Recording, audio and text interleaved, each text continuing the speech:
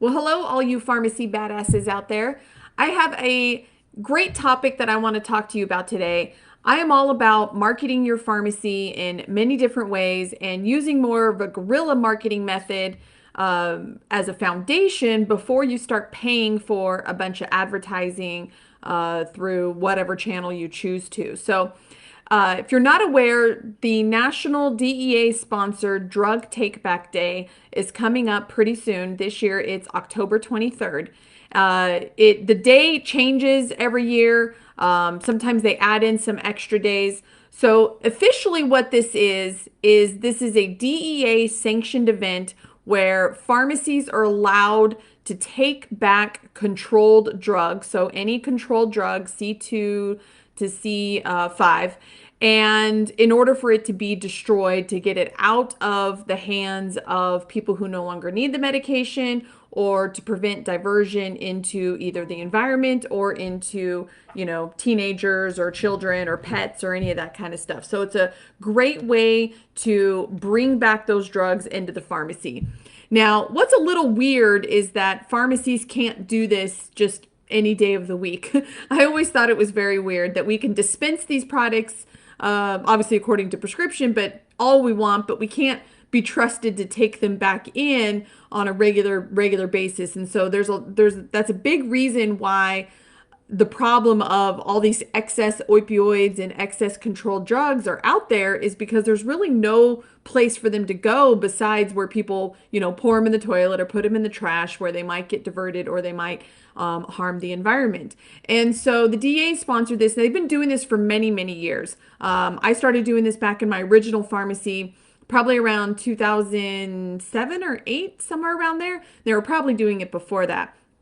So on these drug take back days, you can take drugs back in and you can put them in a special disposal box. Now, I've always bought in mine from Sharps through their takeaway program. NCPA has a great program called Dispose My Meds. And if you're an NCPA member, you can get discounts through Sharps. I think there's other companies that do these takeaway boxes or destruction boxes. If you're going to do this, I would actually recommend getting the largest box that you can. It is amazing, especially if this hasn't been done to your patients in your community in a while. They have a lot of unused medication, and you're going to get back more medications than just controls as well. And so you get much more bang for your buck when you buy a bigger destruction box.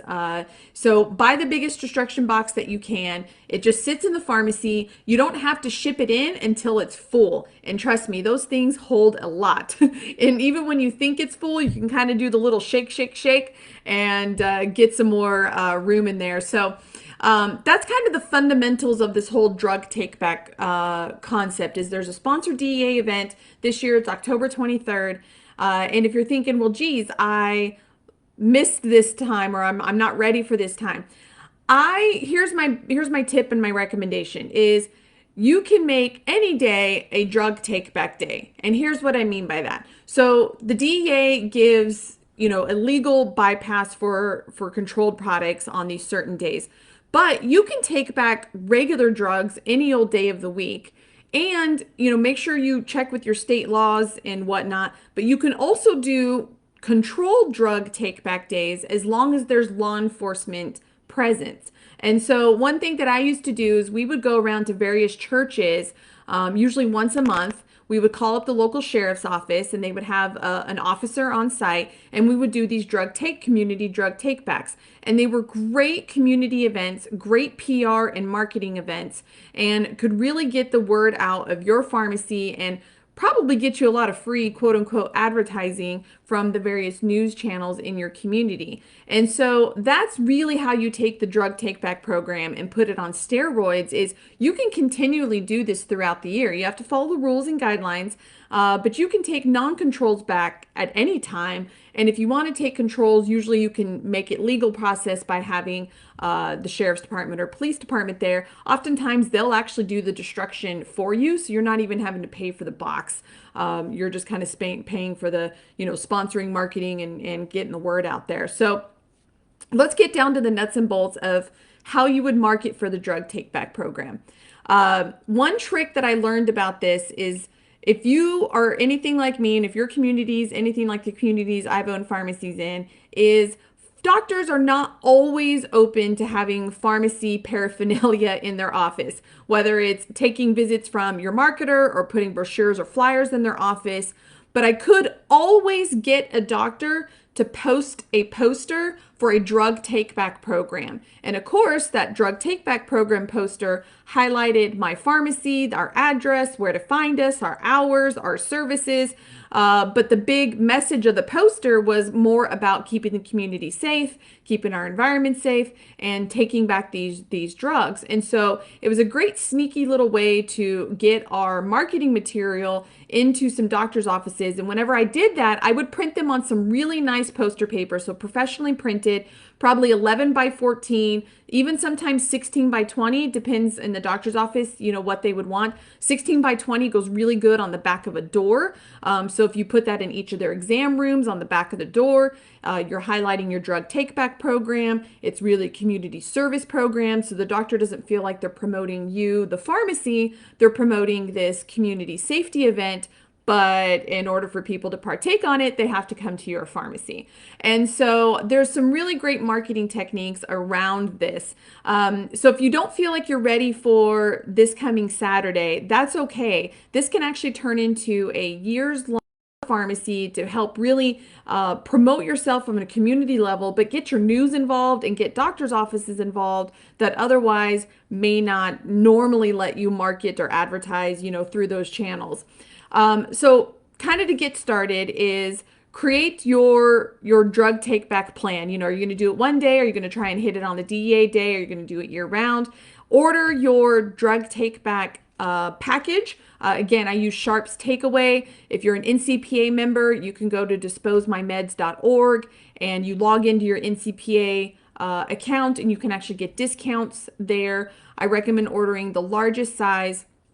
And then start making some marketing. I'm going to be posting links after this session for Canva templates. So you're free to use my Canva templates and freely change them, add your logos, add your information to them. So I'll be creating some templates for you.